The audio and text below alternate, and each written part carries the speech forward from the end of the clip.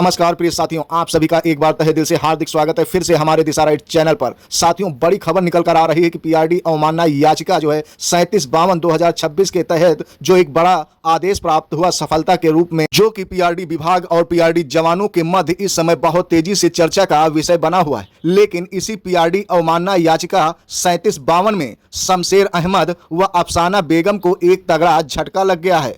माना जाता था कि इस अवमानना याचिका में सफलता अर्जित करने के बाद लगभग समस्त पीआरडी जवानों को उनका हित लाभ मिलेगा, लेकिन जो कोर्ट के द्वारा आदेश प्राप्त हुआ उसमें केवल शमशेर अहमद और 4 अन्य याचिकाओं को लाभ देने की बात कही गई है। आखिर इसमें किस प्रकार संशोधन कराया जाता है वह तो फिलहाल देखने योग्य होगा, समय तय करेगा और समय ही बताएगा। लेकिन हकीकत क्या है ये अभी तक पीआरडी जवान सही से आंकलन नहीं कर पा रहे हैं। फिलहाल इसी आदेश को लेकर शमशेर अहमद व अफसाना बेगम को कहीं ना कहीं जो तगड़ा झटका लगा है वह वास्तव में पीआरडी विभाग पहली बार नहीं दे रहा। जब भी किसी पीआरडी जवान को कोई ना कोई तरक्की दिखाई देती है तो माना जाता है कि मुख्यालय के द्वारा कोई ना कोई नया प्रक्रिया अपनाया जाता है लोगों को परेशान करने के लिए। ठीक उसी प्रकार से जो तगड़ा झटका दिया है पीआरडी मुख्यालय के एडीजी अचात सत्र शाही ने अफसाना बेगम को और शमशेर अहमद को, आइए उसी पर चर्चा करते हैं। लेकिन उससे पहले यदि हमारे दिशा राइट चैनल को आपने अभी तक सब्सक्राइब नहीं किया है तो प्लीज सब्सक्राइब अवश्य कर लीजिए। यदि वीडियो पसंद आए तो लाइक शेयर भी ज्यादा से ज्यादा करिए। दर्शकों, युवा कल्याण एवं प्रांतीय रक्षक दल नाम से जाना जाने वाला विभाग का महानिदेशालय लखनऊ आनंद नगर में स्थित है।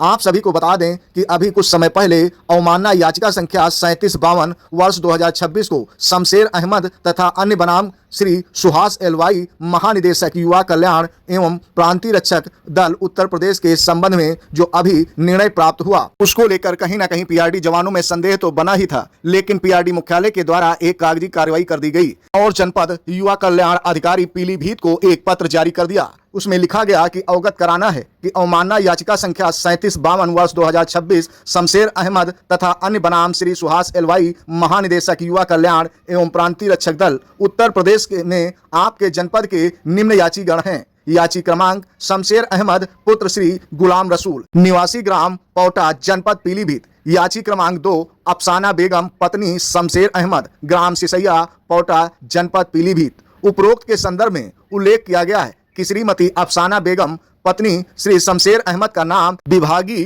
पोर्टल पर पीआरडी स्वयंसेवकों के डाटाबेस में उपलब्ध नहीं है और न ही जनपद द्वारा उपलब्ध कराए गए पीआरडी स्वयंसेवकों के अभिलेखों में कोई उल्लेख किया गया है। ऐसी स्थिति में यह स्पष्ट हो रहा है कि अफसाना बेगम पत्नी शमशेर अहमद का प्रश्नगत याचिका एवं अवमानना याचिका से क्या संबंध है तथा यह किस प्रकार प्रश्नगत याचिकाओं से हितबद्ध है।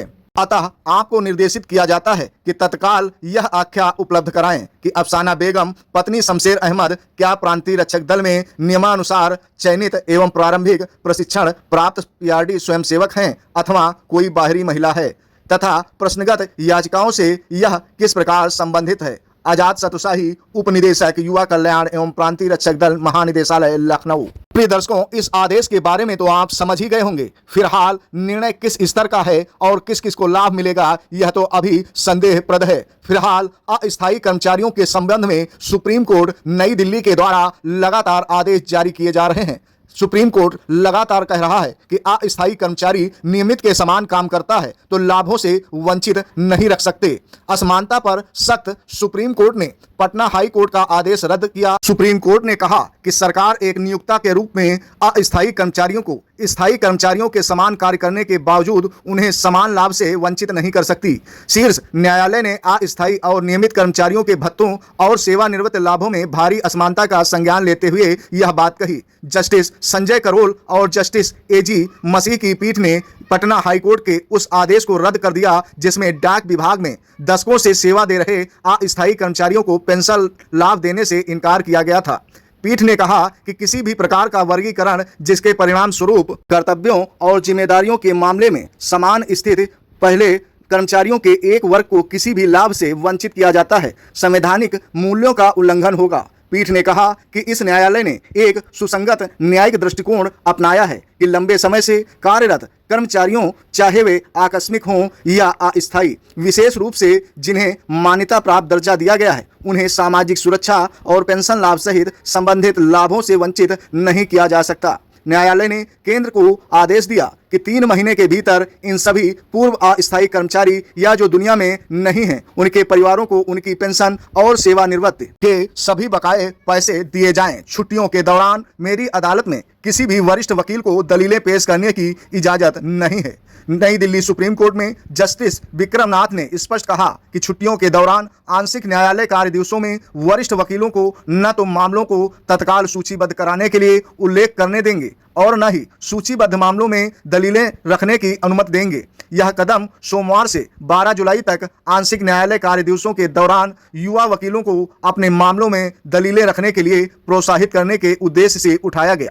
शीर्ष अदालत में ग्रीष्मकाल को अब आंशिक न्यायालय कार्य दिवस कहा जाता है। इस साल इस अवधि के दौरान प्रत्येक सप्ताह 3 से 4 पीठ सुनवाई करेंगी। जस्टिस विक्रमनाथ ने सोमवार को सुनवाई शुरू होते ही कहा कि मेरी अदालत में किसी वरिष्ठ वकील को अनुमति नहीं दी जाएगी। प्यारे दर्शकों, सुप्रीम कोर्ट का हर एक फैसला कहीं न कहीं लाखों करोड़ों कर्मचारियों के लिए फायदेमंद साबित हो सकता है। आज नहीं तो कल होगा अवश्य, क्योंकि लगातार जो सुप्रीम कोर्ट कहता है वो उसका पालन कहीं न कहीं सरकार को करना ही पड़ता है। ऐसे में लाखों करोड़ों आउटसोर्स संविदा कर्मचारी काफी उम्मीदें लगाए बैठे हैं सरकार से। तो ऐसे में सुप्रीम कोर्ट का यह आदेश छोटे कर्मचारियों को लाभ देने के लिए सरकार को बाध्य कर सकता है, क्योंकि सुप्रीम कोर्ट के लगातार फैसले सदैव सरकार विरोधी रहे हैं, वह छोटे कर्मचारियों के पक्ष में रहे हैं। तो छोटे कर्मचारी लगातार सुप्रीम कोर्ट के इन अहम फैसलों से लगातार खुश नजर आ रहे हैं। लेकिन उत्तर प्रदेश के कुछ ऐसे विभाग हैं जिसमें संविदा आउटसोर्स कर्मचारी काफी ज्यादा प्रताड़ित हैं। कहीं ना कहीं कर्मचारियों के साथ शोषण जैसी नीति अपनाई जा रही हैं, वह उनके मानदेय में वृद्धि नहीं की जा रही, न ही चिकित्सा जैसी सुविधाएं व ईएल अवकाश जैसी सुविधाएं प्रदान की जा रही हैं, जिससे छोटे कर्मचारियों में काफी रोष व्याप्त है।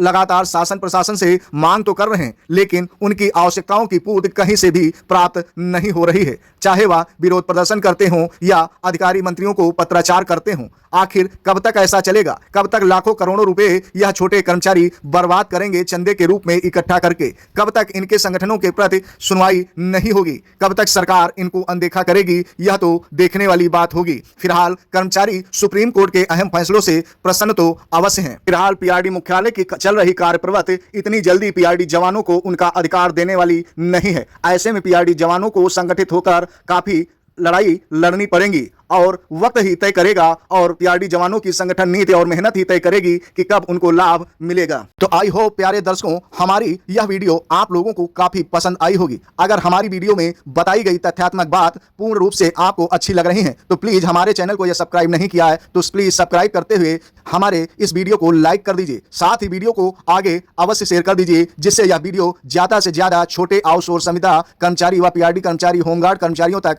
पहुंच सके। दिशा राइट चैनल लगातार यूं ही वीडियो बनाकर आप सभी के समक्ष उपलब्ध कराता रहेगा और आप सभी के हितों की आवाज उठाता रहेगा। फिलहाल आज की वीडियो में यहीं तक, हमें दीजिए इजाजत। फिर मिलेंगे एक नई वीडियो के साथ। जय हिंद, जय भारत।